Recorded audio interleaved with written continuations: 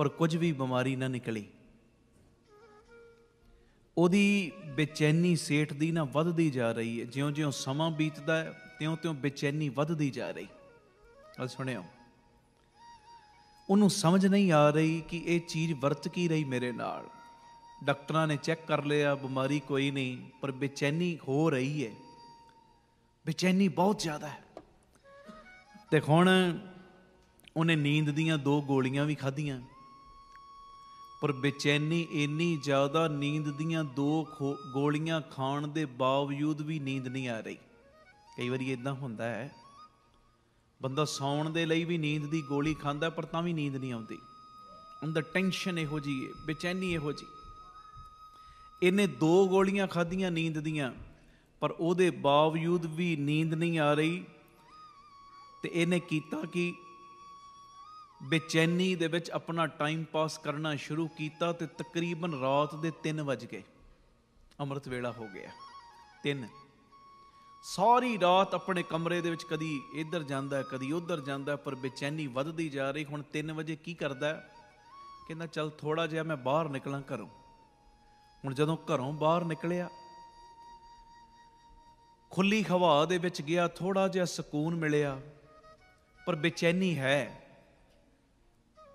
ਆਪਣੇ ਆਪ ਨਾਲ ਗੱਲਾਂ ਕਰਦਾ ਕਰਦਾ ਗੱਲਾਂ ਥੋੜੀ ਦੂਰੀ ਤੱਕ ਨਿਕਲਿਆ ਤੇ ਇੱਕ ਚੌਰਾਹੇ ਦੇ ਉੱਤੇ ਜਾ ਕੇ ਨਾ ਬਹਿ ਗਿਆ। ਚੌਰਾਹੇ ਦੇ ਵਿੱਚ ਥੜਾ ਬਣਿਆ ਸੀ, ਦਰਖਤ ਲੱਗਾ ਸੀ, ਉੱਥੇ ਬੈਠਾ ਤੇ ਆਪਣੇ ਆਪ ਨਾਲ ਗੱਲਾਂ ਕਰੀ ਜਾਂਦਾ ਕਿ ਬੇਚੈਨੀ ਅੱਜ ਮੈਨੂੰ ਕਿਉਂ ਹੈ, ਕੋਈ ਬਿਮਾਰੀ ਹੈ ਨਹੀਂ ਮੈਨੂੰ, ਡਾਕਟਰਾਂ ਨੇ ਵੇਖ ਲਿਆ, ਨੀਂਦ ਦੀਆਂ ਗੋਲੀਆਂ ਵੀ ਖਾਧੀਆਂ ਤਾਂ ਵੀ ਨੀਂਦਰ ਨਹੀਂ ਆਈ, ਬੇਚੈਨੀ ਕਿਉਂ।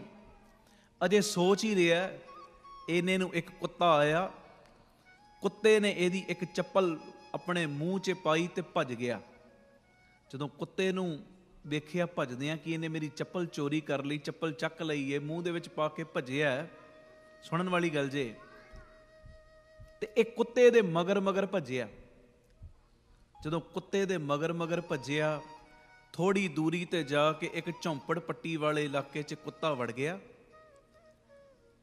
ਜਦੋਂ ਕੁੱਤੇ ਨੇ ਵੇਖਿਆ ਕਿ ਇਹ ਬੰਦਾ ਮੇਰੇ ਕੋਲ ਆ ਗਿਆ, ਉਹਨੇ ਚੱਪਲ ਮੂੰਹ ਚੋਂ ਕੱਢੀ, ਕੁੱਤਾ ਭੱਜ ਗਿਆ। ਇਹਨੇ ਜਦੋਂ ਆਪਣੀ ਚੱਪਲ ਲਿੱਤੀ, ਦੂਜੀ ਚੱਪਲ ਪੈਰ 'ਚ ਸੀ, ਇੱਕ ਚੱਪਲ ਹੋਰ ਪਾ ਕੇ ਜਦੋਂ ਤੁਰਨ ਲੱਗਾ ਨਾ, ਤੇ ਇੱਕ ਝੌਂਪੜੀ ਦੇ ਵਿੱਚੋਂ ਇੱਕ ਔਰਤ ਦੇ ਰੋਣ ਦੀ ਆਵਾਜ਼ ਆ ਰਹੀ। ਆਖੋ ਧੰਨ ਗੁਰੂ ਰਾਮਦਾਸ ਜੀ, ਧੰਨ ਗੁਰੂ ਰਾਮਦਾਸ ਜੀ। ਪਿਆਰ ਨਾਲ ਲੱਖੋ ਨੇ ਜੀ, ਧੰਨ ਬਾਬਾ ਦੀਪ ਸਿੰਘ ਜੀ। ਜਦੋਂ ਰੋਣ ਦੀ ਆਵਾਜ਼ ਕੰਨਾਂ 'ਚ ਪਈ, ਕੋਲ ਜਦੋਂ ਗਿਆ, ਇੱਕ ਬੋਰੇ ਦੇ ਨਾਲ ਝੌਂਪੜੀ ਨੂੰ ਕਵਰ ਕੀਤਾ ਸੀ, ਬੂਹਾ ਨਹੀਂ ਸੀ, ਬੋਰੇ ਦੇ ਨਾਲ ਢੱਕਿਆ ਸੀ। ਹੁਣ ਜਦੋਂ ਬੋਰੇ ਨੂੰ ਪਿੱਛੇ ਕਰਕੇ ਵੇਖਿਆ ਤੇ ਕੀ ਵੇਖਦਾ, ਇੱਕ ਔਰਤ ਜ਼ਮੀਨ ਦੇ ਉੱਤੇ ਚੱਦਰ ਵਿਛਾਈ ਤੇ ਗਿੜਗੜਾ ਰਹੀ, ਉੱਚੀ ਉੱਚੀ ਰੋ ਰਹੀ ਹੈ, ਉੱਚੀ ਉੱਚੀ। ਇਹ ਜਿਹੜਾ ਬੰਦਾ ਹੈ ਸੇਠ ਹੈ, ਪਹਿਲੇ ਤੇ ਇਗਨੋਰ ਕਰਨ ਲੱਗਾ, ਕਹਿੰਦਾ ਹੁਣ ਜੇ ਇਸ ਵੇਲੇ ਇਹਦੇ ਅੰਦਰ ਵੜਾਂਗਾ ਘਰ ਦੇ, ਇਹਦੀ ਝੌਂਪੜੀ ਦੇ, ਘਬਰਾ ਨਾ ਜਾਵੇ, ਗਲਤ ਨਾ ਸਮਝੇ ਮੈਨੂੰ। ਪਰ ਆਵਾਜ਼ ਰੋਣ ਦੀ ਇੰਨੀ ਉਹਨੂੰ ਖਿੱਚ ਪਾ ਰਹੀ, ਉਹਨੇ ਅਖੀਰ ਝੌਂਪੜੀ ਦਾ ਉਹ ਜਿਹੜਾ ਬੋਰਾ ਸੀ ਉਹ ਪਿੱਛੇ ਕੀਤਾ ਤੇ ਅੰਦਰ ਵੜਿਆ ਤੇ ਕਹਿੰਦਾ, ਭੈਣੇ ਤੂੰ ਰੋ ਕਿਉਂ ਰਹੀ ਹੈ।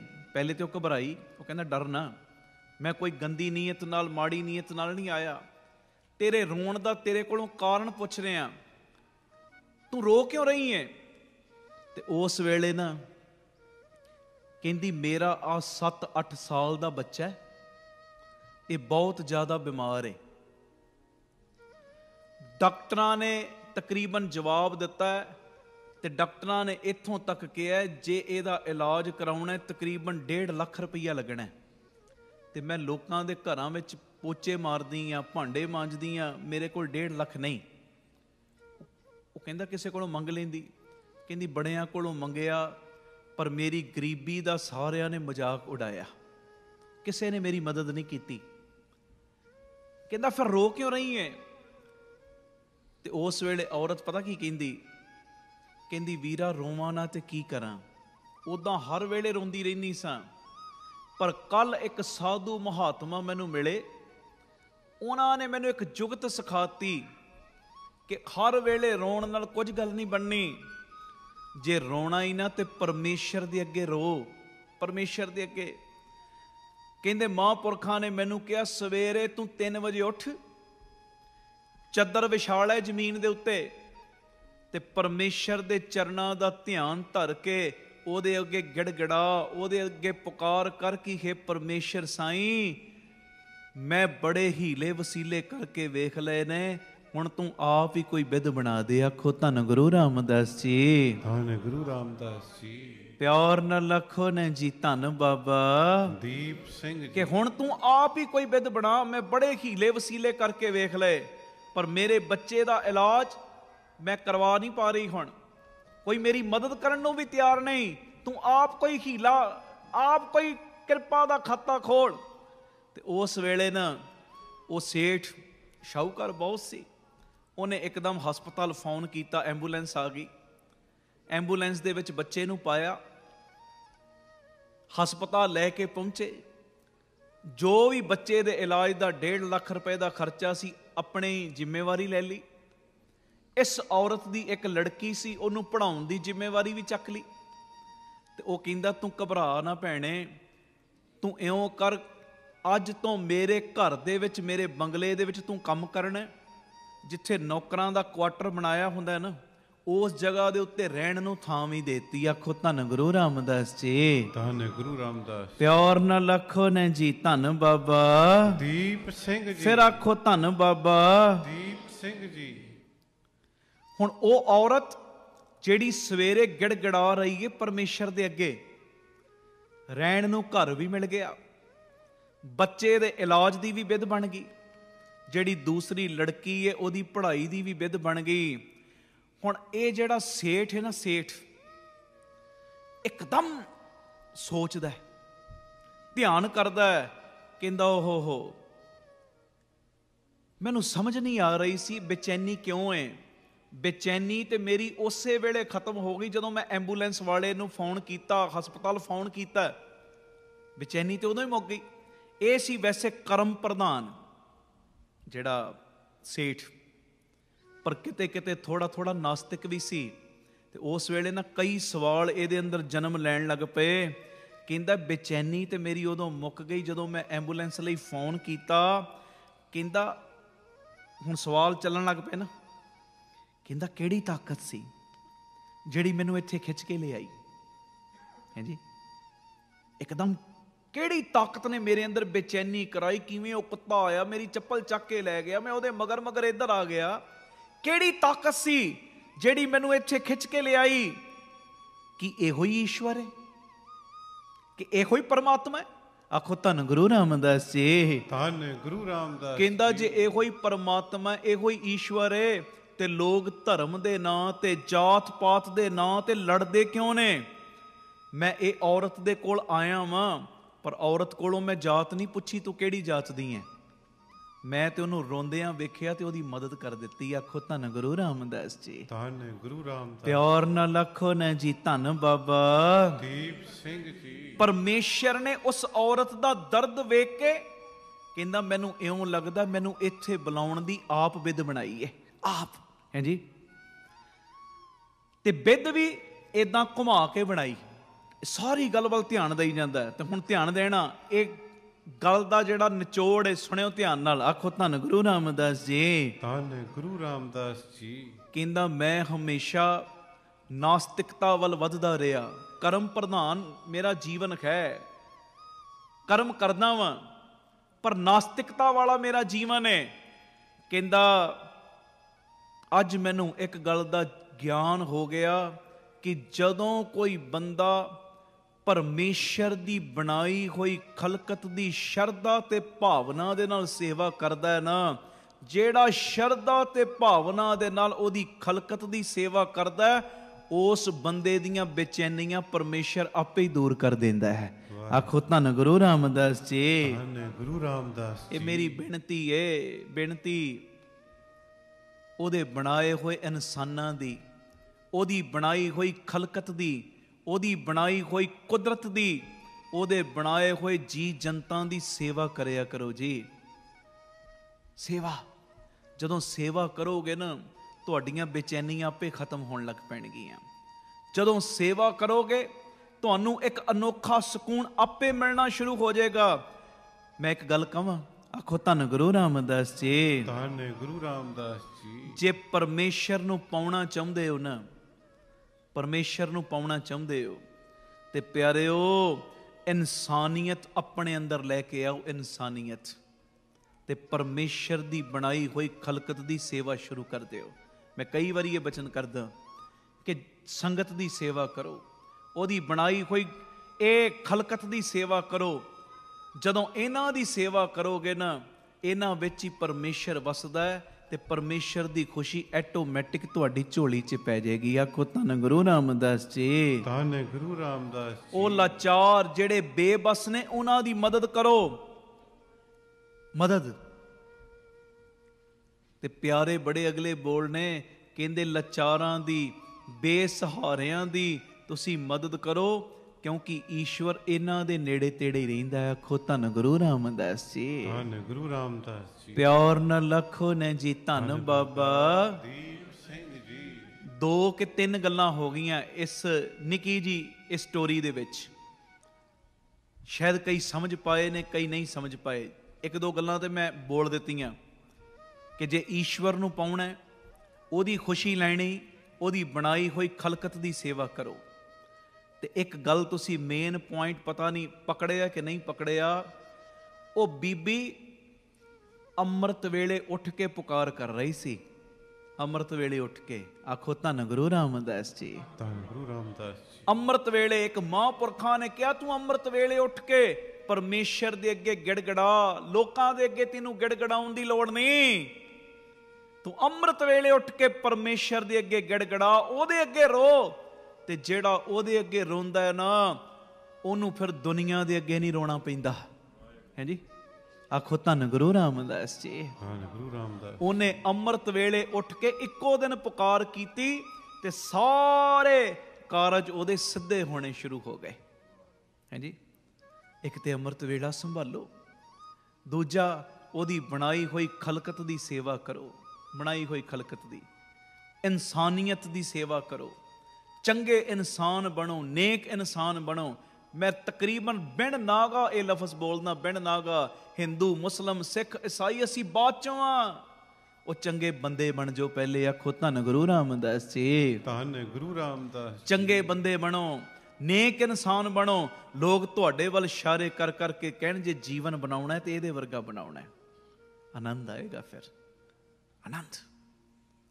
ਆਪ ਸਵਰੋ, ਪਰਿਵਾਰ ਸਵਾਰੋ, ਸਾਰੇ ਆਖੋ ਸਮਾਜ ਆਪੇ ਹੀ ਸਵਰ ਜਾਏਗਾ। ਪਿਆਰ ਨਾਲ ਸਾਰੇ ਫਤਿਹ ਬੁਲਾਓ ਜੀ। ਵਾਹਿਗੁਰੂ ਜੀ ਕਾ ਖਾਲਸਾ, ਵਾਹਿਗੁਰੂ ਜੀ ਕੀ ਫਤਿਹ। ਅੱਜ ਜਿਹੜਾ ਮੈਂ ਸ਼ਬਦ ਪੜ੍ਹਨਾ ਹੈ, ਭਾਈ ਗੁਰਦਾਸ ਜੀ ਦੇ ਪਿਆਰੇ ਮਿੱਠੜੇ ਬੋਲ। ਕਿਉਂਕਿ ਖਾਲਸੇ ਪੰਥ ਦਾ ਸਾਜਨਾ ਦਿਵਸ ਆਪਾਂ ਸਾਰੇ ਰਲ ਮਿਲ ਕੇ ਮਨਾ ਰਹੇ ਹਾਂ। ਤੇ ਅਸਲੀਅਤ ਦੇ ਵਿੱਚ ਸਿੱਖ 'ਚ ਕਿਹੜੇ-ਕਿਹੜੇ ਗੁਣ ਹੋਣੇ ਚਾਹੀਦੇ ਨੇ, ਕਿਹੜੇ-ਕਿਹੜੇ ਗੁਣ। ਤੇ ਇੱਕ ਗੁਣ ਦੀ ਅੱਜ ਸਤਿਗੁਰੂ ਸੇਵਾ ਲੈਣ। ਵੇਖੋ, ਅੰਮ੍ਰਿਤ ਛਕਣਾ ਬਹੁਤ ਜ਼ਰੂਰੀ ਹੈ। ਜੇ ਸਿੱਖ ਆਪਾਂ ਅੰਮ੍ਰਿਤ ਛਕਣਾ ਹੈ, ਪਰ ਅੰਮ੍ਰਿਤ ਛਕਣ ਦੇ ਨਾਲ ਇਕੱਲੀ ਗੱਲ ਨਹੀਂ ਬਣਨੀ, ਅੱਗੋਂ ਥੋੜੀਆਂ ਪੜ੍ਹਾਈਆਂ ਵੀ ਕਰਨੀਆਂ ਨੇ। ਤੇ ਇੱਕ ਪੜ੍ਹਾਈ, ਇੱਕ ਅੱਜ ਗੁਣ ਸਿੱਖ ਦਾ ਖਾਸ ਕਰਕੇ ਜਿਹੜਾ ਹੋਣਾ ਚਾਹੀਦਾ, ਉਹ ਮੈਂ ਸਾਂਝਾ ਕਰਾਂ। ਭਾਈ ਗੁਰਦਾਸ ਜੀ ਆਪਣੀ ਪਿਆਰੀ ਮਿੱਠੜੀ ਬਾਣੀ ਦੇ ਵਿੱਚ ਇਹ ਦੱਸ ਰਹੇ ਨੇ ਗੁਣ। ਮਿੱਠਾ ਬੋਲਣ, ਨਿਵ ਚੱਲਣ, ਹੱਥੋਂ ਦੇ ਕੇ ਭਲਾ ਮਨਾਏ। ਤੇ ਮਿੱਠਾ ਬੋਲਣ ਦੇ ਉੱਤੇ ਅੱਜ ਆਪਾਂ ਥੋੜਾ ਜਿਹਾ ਸਮਾਂ ਲਾਉਣਾ ਹੈ। ਸਤਿਗੁਰੂ ਲਵਾਉਣ, ਨਿਵ ਚੱਲਣ, ਹੱਥੋਂ ਦੇ ਕੇ ਭਲਾ ਮਨਾਏ। ਉਹ ਆਉਣ ਵਾਲੇ ਸਮੇਂ ਵਿੱਚ ਸਤਿਗੁਰੂ ਸੇਵਾ ਲੈਣ। ਆਓ ਬੜੇ ਪਿਆਰ 'ਚ, ਕੋਈ ਰਸਨਾ ਵਾਂਝੀ ਨਾ ਰਹੇ। ਸਾਰੀ ਸੰਗਤ ਹਾਜ਼ਰੀ ਲਾਇਓ, ਬੜੇ ਪਿਆਰ ਨਾਲ ਜਪਿਓ ਜੀ। ਭਾਈ ਗੁਰਦਾਸ ਜੀ ਦੇ ਪਿਆਰੇ ਮਿੱਠੇ ਬੋਲ, ਜਿਨ੍ਹਾਂ ਦੀ ਬਾਣੀ ਨੂੰ ਗੁਰੂ ਗ੍ਰੰਥ ਸਾਹਿਬ ਜੀ ਦੀ ਕੁੰਜੀ ਦਾ ਦਰਜਾ ਦਿੱਤਾ, ਕਿ ਜਿਹੜਾ ਭਾਈ ਗੁਰਦਾਸ ਜੀ ਦੀਆਂ ਵਾਰਾਂ, ਉਹਨਾਂ ਦੀ ਬਾਣੀ ਪੜ੍ਹੇਗਾ, ਗੁਰੂ ਗ੍ਰੰਥ ਸਾਹਿਬ ਜੀ ਦੀ ਬਾਣੀ ਦੀ ਉਹਨੂੰ ਜਲਦੀ ਸਮਝ ਆਏਗੀ। ਔਰ ਜਿਹੜੇ ਗੁਰੂ ਗ੍ਰੰਥ ਸਾਹਿਬ ਜੀ ਦੀ ਬਾਣੀ ਦੇ ਵਿੱਚ ਖਜ਼ਾਨੇ ਨੇ ਨਾ, ਉਹ ਖਜ਼ਾਨਿਆਂ ਦਾ ਲਾਭ ਉਹ ਉਠਾ ਪਾਏਗਾ ਜਿਹਨੇ ਭਾਈ ਗੁਰਦਾਸ ਜੀ ਨੂੰ ਪੜ੍ਹ ਲਿਆ। ਤੇ ਬੜੇ ਪਿਆਰ ਦੇ ਵਿੱਚ ਇਹ ਸਮਝਾ ਰਹੇ। ਪੜ੍ਹਿਓ ਜੀ ਸਾਰੀ ਸੰਗਤ। ਮਿੱਠਾ ਬੋਲਣ ਨਿਵ ਚੱਲਣ ਹੱਥੋਂ ਦੇ ਕੇ ਪੱਲਾ ਮਨਾਏ, ਹੱਥੋਂ ਦੇ ਕੇ ਪੱਲਾ ਮਨਾਏ। ਹੋ ਮਿੱਠਾ ਬੋਲ ਨਿਵ ਚੱਲਣ ਹੱਥੋਂ ਦੇ ਕੇ ਪੱਲਾ ਮਨਾਏ, ਹੱਥੋਂ ਦੇ ਕੇ ਪੱਲਾ ਮਨਾਏ। ਬੋਲੋ ਜੀ।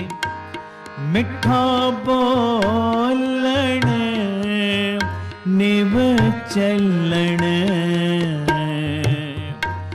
ਹੱਥੋਂ ਦੇ ਕੇ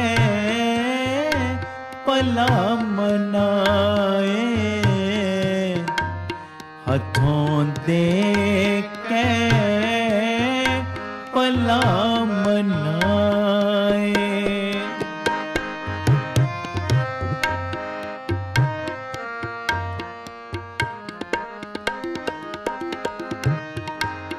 ਪਿਛਲ ਰਾਤੀ ਜਾਗਣਾ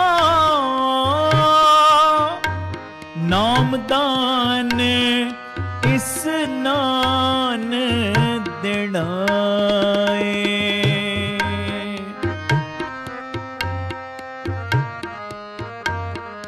ਬੋਲੋ। ਪਿਛਲ ਰਾਤੀ ਜਾਗਣਾ ਨਾਮਦਾਨ ਇਸਨਾਨ ਦੇਣਾ ਏ। ਮਿੱਠਾ ਬੋਲਣ ਨਿਵ ਚੱਲਣ ਹੱਥੋਂ ਦੇ ਕੇ ਪੱਲਾ ਮਨਾਏ, ਹੱਥੋਂ ਦੇ ਕੇ ਪੱਲਾ ਮਨਾਏ।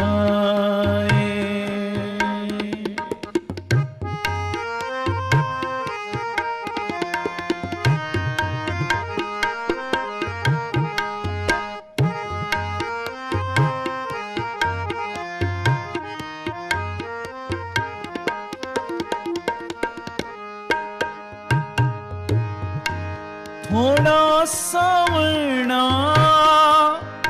ਖਾਵਣਾ ਥੋੜਾ ਬੋਲਣ ਗੁਰਮਤ ਪਾਏ। ਥੋੜਾ ਸਾਵਣਾ ਖਾਵਣਾ ਥੋੜਾ ਬੋਲਣ ਗੁਰਮਤ ਪਾਏ। ਕਾਲ ਖਾਏ ਸੁਕਿਰਤ ਕਰੇ ਵੱਡਾ ਹੋਏ ਨਾਪ ਗਣਾਏ। ਮਿੱਠਾ ਬੋਲਣ ਨਿਵ ਚੱਲਣ ਪੜੋ ਹੱਥੋਂ ਦੇ ਕੇ ਪੱਲਾ ਮਨਾਏ, ਹੱਥੋਂ ਦੇ ਕੇ ਪੱਲਾ ਮਨਾਏ।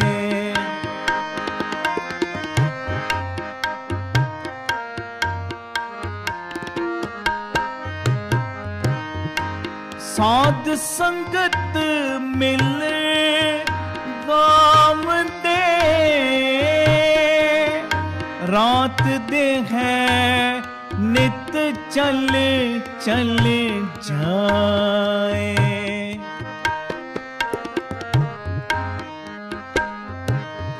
ਸਾਧ ਸੰਗਤ ਮਿਲ ਗਾਵਦੇ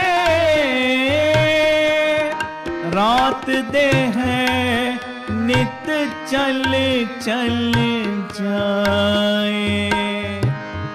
शब्द सुरत परचा करे, सतगुर परिचय मन परचाए। आसा विच निरास बलाए, मिठा बोलन निव चलन, हथों दे के भला मनाए, हथों दे के भला मना।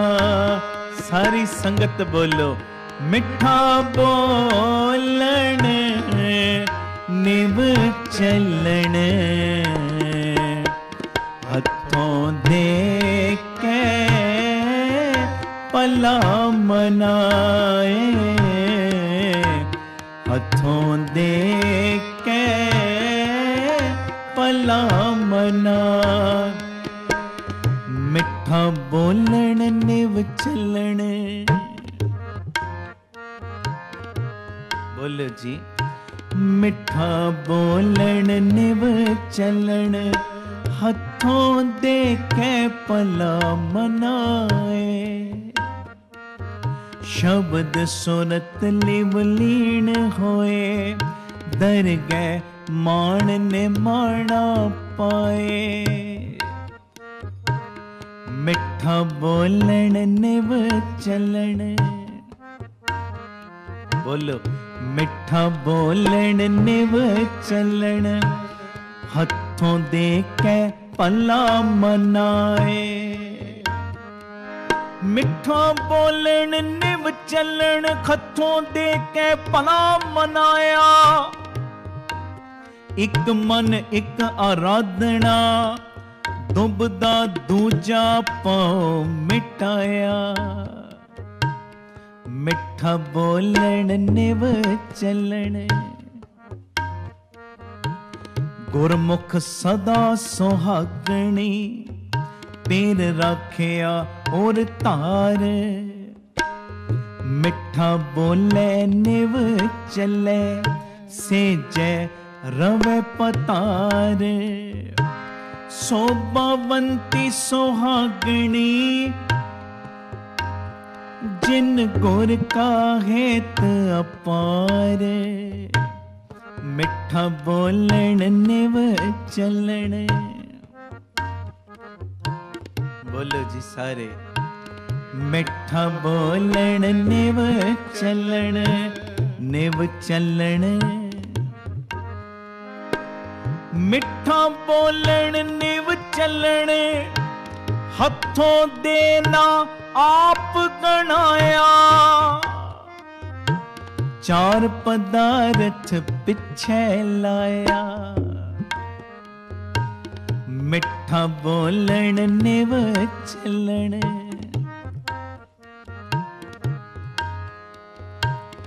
मिठा बोलन निव चलन, हथों दे कर पतत पविता। गुरमुख सुख फल पाया, अतुल अडोल अमोल अमिता। साथ संगत मिल पीड़ न पिता। जी मिठा बोलन निव चलन, हथों दे के भला मनाए। जित बोले पत पाइए, सो बोलिया परवान। फिक्का बोल विगुचना, सुन मूरख मन आ जान। जो तिस पावे से पले, होर के कहन वखान। मिठा बोलन निव चलन, हथों दे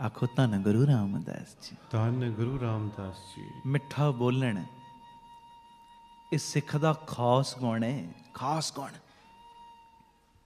ਉਹ ਮਿੱਠੇ ਬੋਲ ਬੋਲਦਾ ਹੈ, ਖਾਸ ਗੁਣ। ਕਦੀ ਵੀ ਇਹੋ ਜਿਹੇ ਬੋਲ ਨਹੀਂ ਬੋਲੇਗਾ ਜਿਨ੍ਹਾਂ ਬੋਲਾਂ ਨੂੰ ਸੁਣ ਕੇ ਸਾਹਮਣੇ ਵਾਲੇ ਦੇ ਹਿਰਦੇ ਨੂੰ ਦੁੱਖ ਪਹੁੰਚੇ, ਠੇਸ ਪਹੁੰਚੇ। ਮਿੱਠਾ ਬੋਲੇਗਾ। ਕਦੀ ਵੀ ਆਪਣੀ ਰਸਨਾ ਤੋਂ ਇਹੋ ਜਿਹੇ ਸ਼ਬਦ ਨਹੀਂ ਬੋਲੇਗਾ, ਕੌੜੇ ਬੋਲ ਨਹੀਂ ਬੋਲੇਗਾ ਜਿਨ੍ਹਾਂ ਬੋਲਾਂ ਦੇ ਕਰਕੇ ਪਈ ਹੋਈ ਪ੍ਰੀਤੀ ਵੀ ਟੁੱਟ ਜਾਵੇ। ਹਾਂਜੀ, ਉਹ ਤੇ ਜਦੋਂ ਵੀ ਬੋਲੇਗਾ ਉਹੋ ਜਿਹੇ ਬੋਲ ਬੋਲੇਗਾ ਜਿਨ੍ਹਾਂ ਬੋਲਾਂ ਨੂੰ ਸੁਣਨ ਤੋਂ ਬਾਅਦ ਨਫ਼ਰਤ ਦੀਆਂ ਦੀਵਾਰਾਂ ਡਿੱਗਣ ਤੇ ਆਪਸੀ ਪ੍ਰੇਮ ਪਿਆਰ ਵੱਧ ਜਾਵੇ। ਆਖੋ ਧੰਨ ਗੁਰੂ ਰਾਮਦਾਸ ਜੀ। ਧੰਨ ਗੁਰੂ ਰਾਮਦਾਸ ਜੀ। ਉਹ ਬੋਲ ਨਹੀਂ ਬੋਲੇਗਾ ਜਿਹਦੇ ਨਾਲ ਦੀਵਾਰਾਂ ਖੜੀਆਂ ਹੋਣ, ਉਹ ਬੋਲੇਗਾ ਬੋਲ ਜਿਹਦੇ ਨਾਲ ਦੀਵਾਰਾਂ ਢਹਿੰਦੀਆਂ ਨੇ। ਹਾਂਜੀ, ਵੇਖੋ ਇੱਕ ਮੈਂ ਜ਼ਿਕਰ ਤੁਹਾਡੇ ਨਾਲ ਸਾਂਝਾ ਕਰਨ ਲੱਗਾ।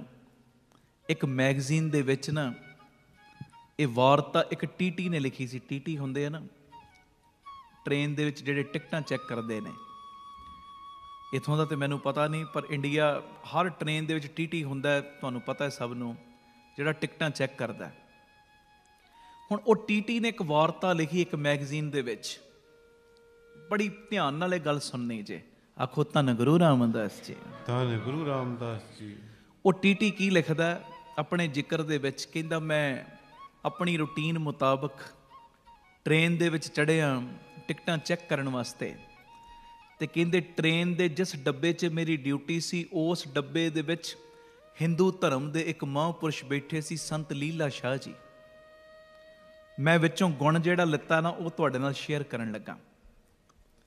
ਕਹਿੰਦੇ ਸਭ ਦੀਆਂ ਟਿਕਟਾਂ ਮੈਂ ਜਦੋਂ ਚੈੱਕ ਕੀਤੀਆਂ, ਵਾਰੀ ਆਈ ਮਹਾਂਪੁਰਸ਼ਾਂ ਦੀ, ਤੇ ਕਹਿੰਦੇ ਉਹਨਾਂ ਦੇ ਚਿਹਰੇ ਦਾ ਇਹੋ ਜਿਹਾ ਪ੍ਰਭਾਵ, ਇੰਨਾ ਉਹਨਾਂ ਦਾ ਚਿਹਰਾ ਮੈਨੂੰ ਖਿੱਚ ਪਾ ਰਿਹਾ ਸੀ।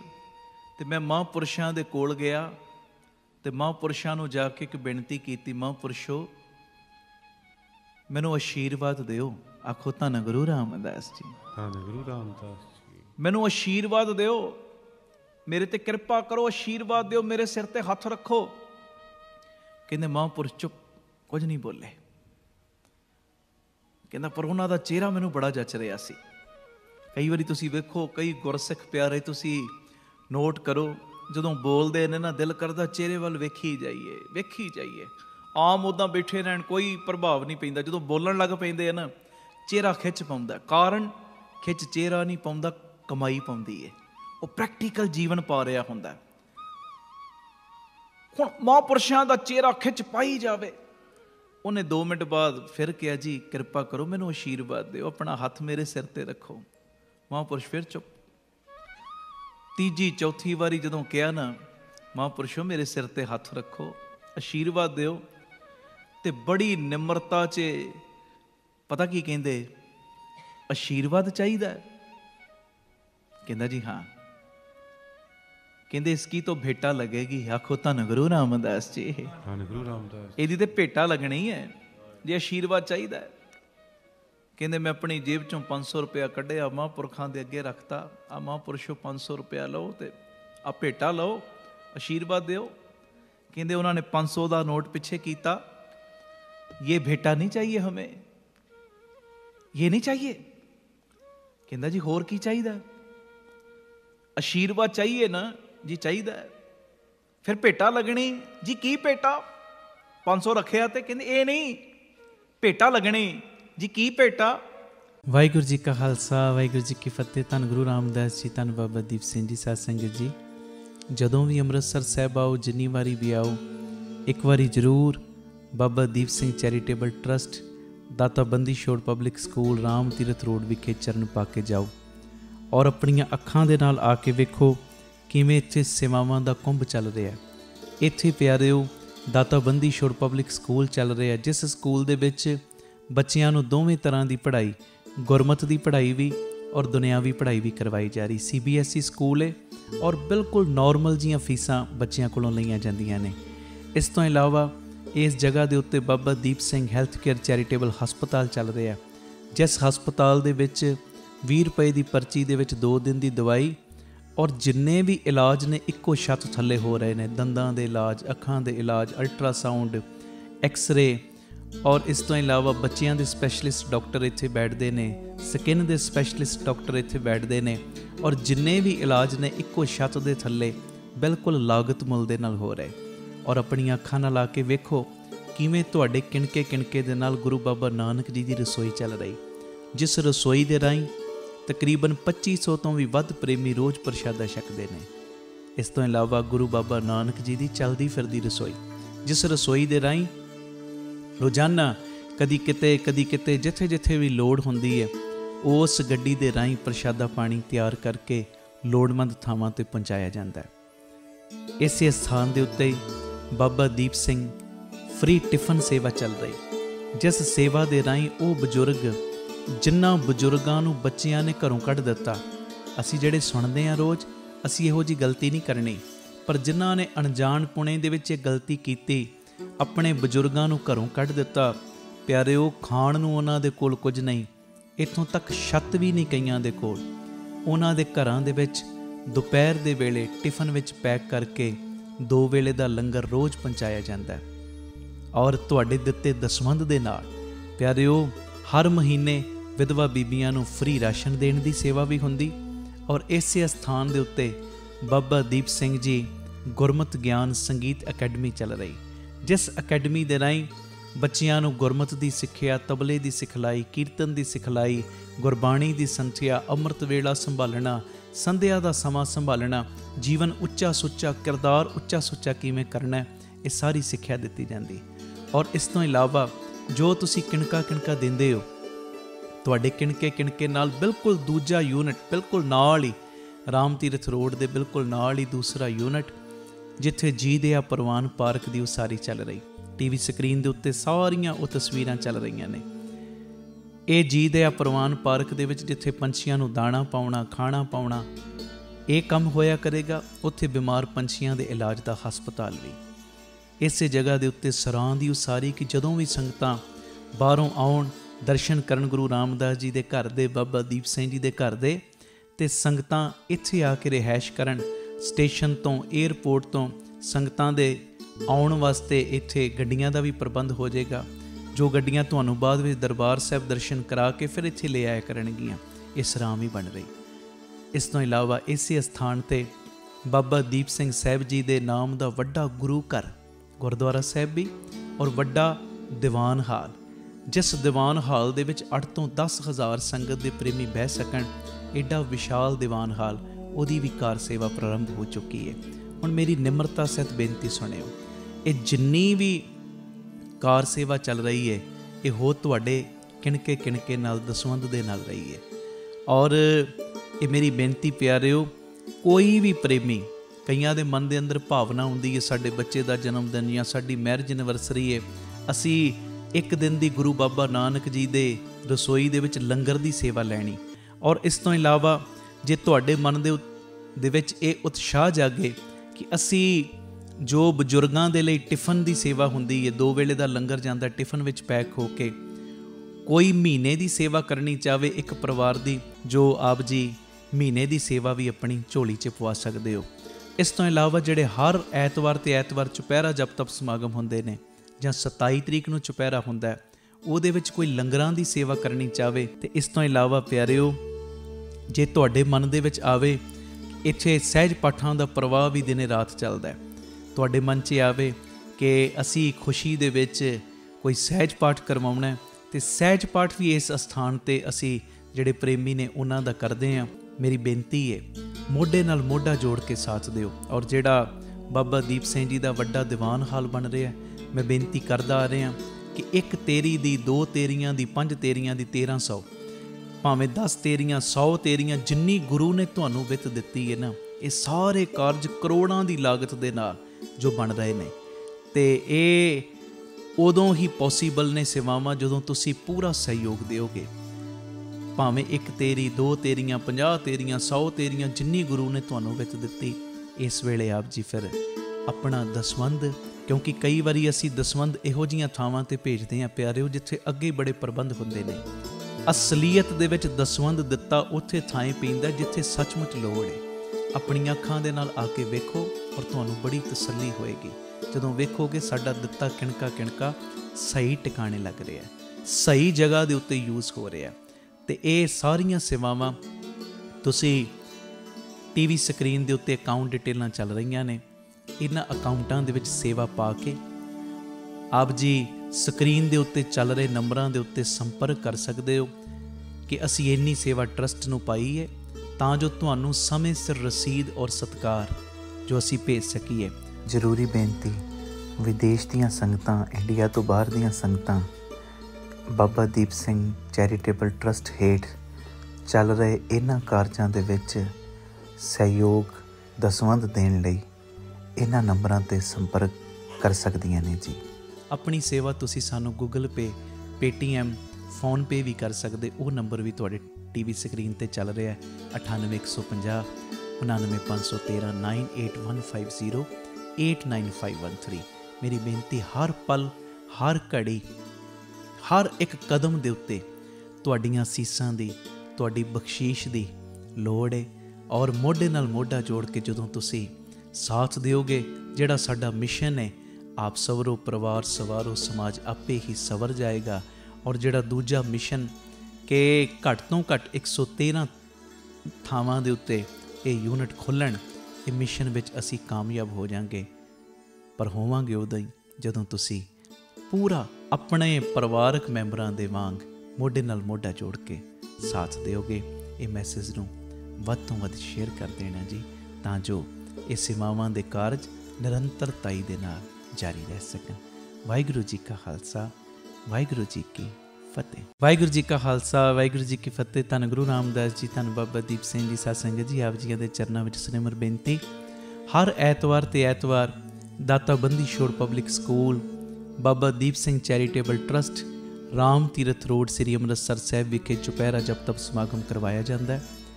ਔਰ ਸਾਰੀਆਂ ਸੰਗਤਾਂ ਨੂੰ ਭਲੀ ਭਾਂਤ ਪਤਾ ਹੈ, ਜਦੋਂ ਸੰਗਤਾਂ ਭਾਵਨਾ ਦੇ ਨਾਲ, ਸ਼ਰਧਾ ਦੇ ਨਾਲ ਗੁਰੂ ਪਿਤਾ ਜੀ ਦੀ ਗੋਦ ਦੇ ਵਿੱਚ ਬਹਿ ਕੇ ਬਾਬਾ ਦੀਪ ਸਿੰਘ ਜੀ ਦੀਆਂ ਵਡਿਆਈਆਂ ਕਰਦੀਆਂ ਨੇ ਔਰ ਬਾਬਾ ਦੀਪ ਸਿੰਘ ਜੀ ਦੇ ਚਰਨਾਂ ਦੇ ਵਿੱਚ ਹਾਜ਼ਰੀਆਂ ਭਰਦੀਆਂ ਨੇ, ਗੁਰੂ ਪਿਤਾ ਜੀ ਦੀ ਗੋਦ ਵਿੱਚ ਬਹਿ ਕੇ ਸੰਗਤਾਂ 5 ਪਾਠ ਜਪਜੀ ਸਾਹਿਬ, 2 ਪਾਠ ਚੌਪਈ ਸਾਹਿਬ, 1 ਪਾਠ ਸੁਖਮਨੀ ਸਾਹਿਬ, ਜਦੋਂ ਸੰਗਤਾਂ ਮਿਲ ਕੇ ਪਿਆਰ ਨਾਲ ਕਰਦੀਆਂ, ਚੁਪਹਿਰਾ ਕੱਟਦੀਆਂ ਨੇ, ਜਪ ਤਪ ਸਮਾਗਮ ਵਿੱਚ ਹਾਜ਼ਰੀਆਂ ਭਰਦੀਆਂ ਨੇ।